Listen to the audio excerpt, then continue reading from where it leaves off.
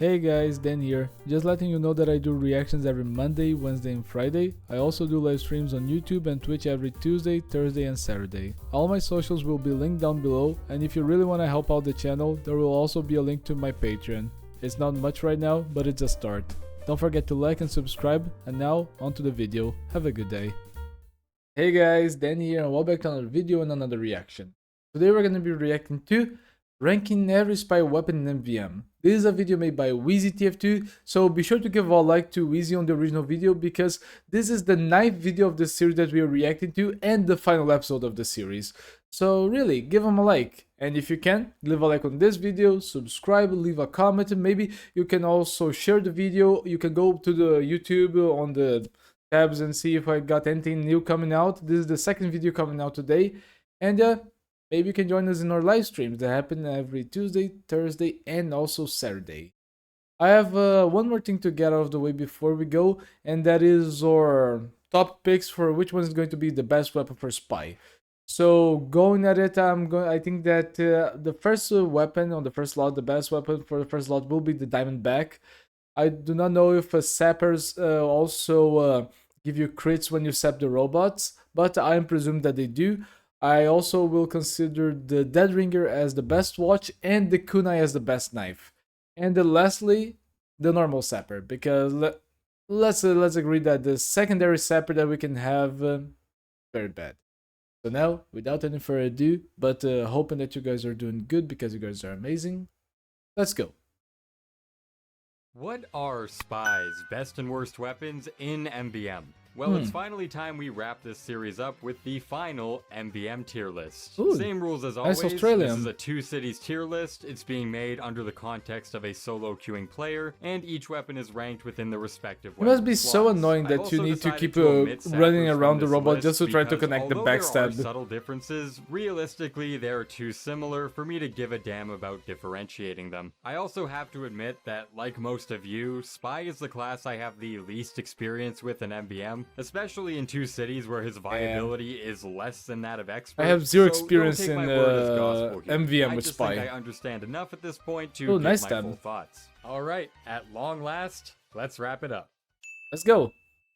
Both Invis watches are D tier for pretty much the exact same reasons. In MvM, the robots are always fooled by your disguises, so Cloak doesn't really serve any purpose. The reason why I picked the Dead Ringer. Its only real use is getting that extra 20% damage resistance when you need to get out of dodge, but another watch gives you all of that and more, so it's severely outclassed.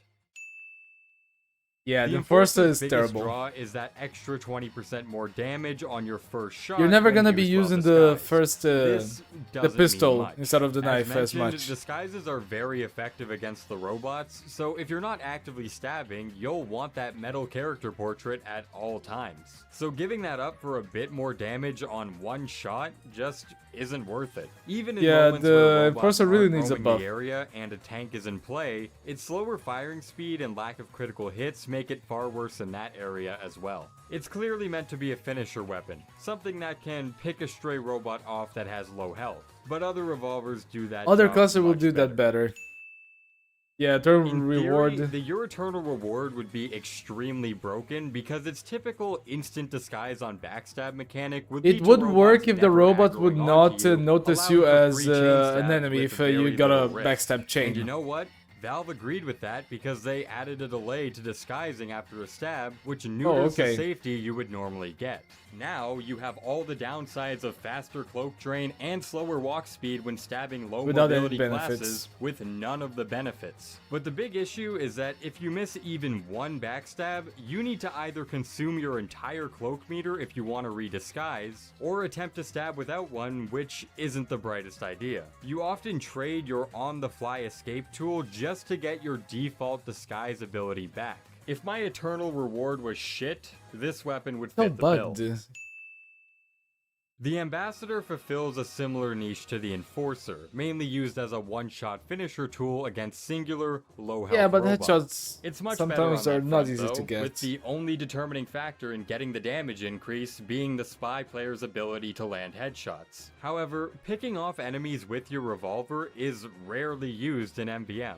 and that's because other classes on your team will usually have you covered. It's not terrible, but every other revolver Spy is not a bullet DPS, it's more of a backstab and DPS. Speaking of more useful purposes, stock has the best unmodified sustained DPS of any of the revolvers. It doesn't have a firing speed nerf. That's why there's the fight between the normal revolver and the a combination ambassador. that can't be said for any of the alternatives. This makes it the best revolver to use on tanks when there's nothing else to attack, but outside of that, it doesn't have much utility. The stock knife is the king of consistency, and it's tied for the highest knife that doesn't come with an HP reduction. You won't really get any of those special moments where you take advantage of a weapon's high points, but you also don't get many of the bullshit deaths that can come alongside them. It's a solid choice, especially for newer spies learning the ropes, but other knives have greater potential. On waves without I think we got it right. I think it's the the kunai. Spicicle is pretty much a complete reskin of stock, barring the whole Mr. Freeze thing. But you might be thinking, well, on waves with pyros, your knife burns up, so it's clearly a downgrade, right? To which I'd add, it's actually more of a side grade. See, if you use your sapper and switch to the Spicicle while your sapper is recharging, the knife usurps the melt penalty and functions as normal. You gain the fire resistance, but because you can't switch back to your sapper, the knife stays active. However, when your sapper isn't on cooldown, then yes, the knife does burn up as normal, and that can be pretty annoying. You can weigh the pros and cons in whatever way you'd like, but that is broken. For my money, I'd put it mostly I wonder on why par Valve with did the not fix that. That intentional? The L'Étranger has the worst DPS of any of the revolvers, and discounting random crits, there's no way to increase it like the others. But what this weapon lacks in power, it makes up for in utility. Not necessarily with the 40% extra cloak, but more so with the added cloak per each shot hit. This allows Spy to completely recharge his Dead Ringer, which, spoiler alert, is obviously the best watch. So if you need one, but to get out of a let's make it serious. This is very strong. You'll be able to recharge your Dead Ringer. It's not an extremely common application. I never used the L'Étranger, so I didn't know. You'll be very thankful you have it.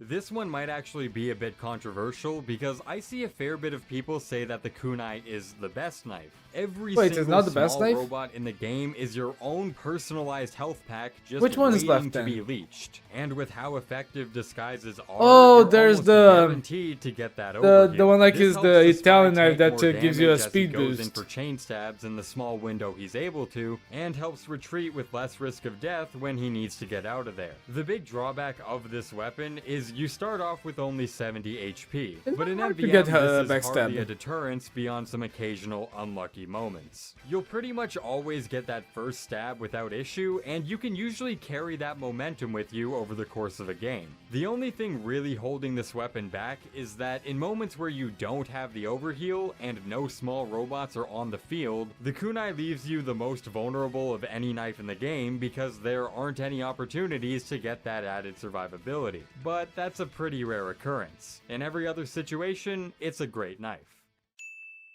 S tier? The Dead Ringer is Spy's best in slot watch, and honestly, it's not even close. As mentioned, cloak I'm surprised it did not went to the other MvM, sapper. So a watch that provides multiple benefits outside of just going invisible makes it, well, actually useful. The Dead Ringer is Spy's rechargeable get out of jail free card, with a 75% damage resistance and a 3-second speed boost, allowing Spy to escape all the dangerous situations he'll constantly find himself in. Its only drawback is it can't be used on demand like the other watches, but I'll trade a few seconds of waiting if it means I'm not spending half the wave dead. In Man vs. Machine, it's the beating heart of the Spy.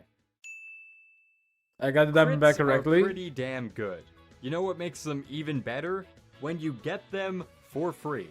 The Diamondback is by far Spy's most powerful revolver, as you effectively receive a 102 damage shot for every single successful backstab kill, which is not hard to get. And unlike the Ambassador or the Enforcer, this acts as a very consistent way to pick crits. off not only small Look bots at the crits. with low health, you can have more crits on that than at the Frontier Justice, I think. You have to play with. And even if those situations don't surface as much as you'd like, you could always unload the entire stack on the next tank you come across, which trumps all of your other means of doing damage. So just like in casual, the Diamondback very clearly outshines the rest.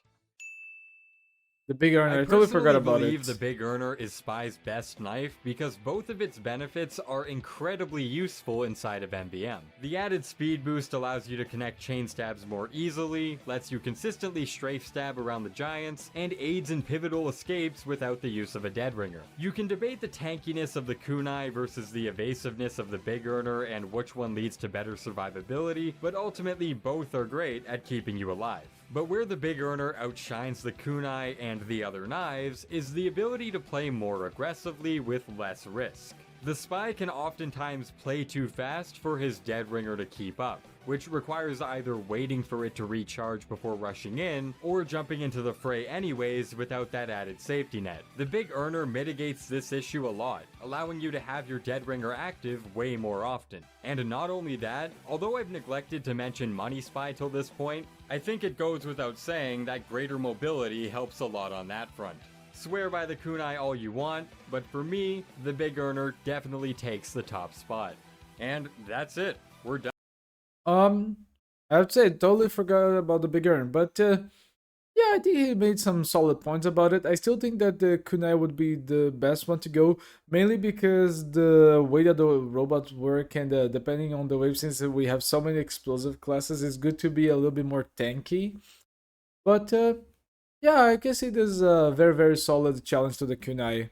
But I will agree with Weezy on this one, just because that if you're an experienced spy, you will know how to go with the side stabs and the strafes.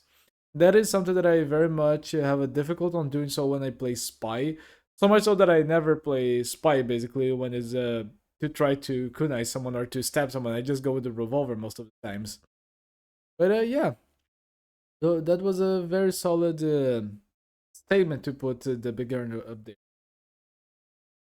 But let's be frank, I think no one would actually go so much with the Big Earner or many of the other knives if the ringer was not so strong. And also the fact that the robots are so buggy, you know, that you need an actual way to escape they're out of the middle fast enough. Because you guys seen the video, you guys seen that the robots just keep twitching left and right from one target to another. So yeah, you need the speed bonus. And on spy speed, it can be everything. So yeah, the Big Earner takes the #1 spot. We almost got it. We got the first slot and the second slot, but not the knife slot. And I am happy with that. But before I finish the video, let's hear Weezy's final statements on the series. Done. You've successfully ranked every single weapon in Man vs. Machine. I want to give a massive thanks to everyone who has supported the series, especially if you've been here from the very beginning. It means a lot. The next video is a big one, my biggest ever in fact, so it might take some time. But if you want to be notified for when it releases, you should subscribe to the channel, and like this video specifically if you found it enjoyable. That's all I got, guys. Alright, left the like, Weezy, don't worry. See ya. Well, this was a roller coaster of weaponry. It was a nice video. And guys, what do you guys think of it? I enjoyed the series. I think that I left the series knowing a little bit more than MvM that I did when I first started. Sorry, on the first episode. I hope that you guys enjoyed it. I hope that you guys can leave a comment, leave a like to the original video, leave a like and subscribe to this video. And thank you so much for coming. I do reactions every Monday, every Wednesday, and every Friday. And I'm trying to do 2 reactions a day. So if you guys really could leave a like, that would be amazing. And I also do live streams every Tuesday, Thursday, and also Saturday. Thanks so much for coming. Thanks for staying. And until next time, bye. See ya.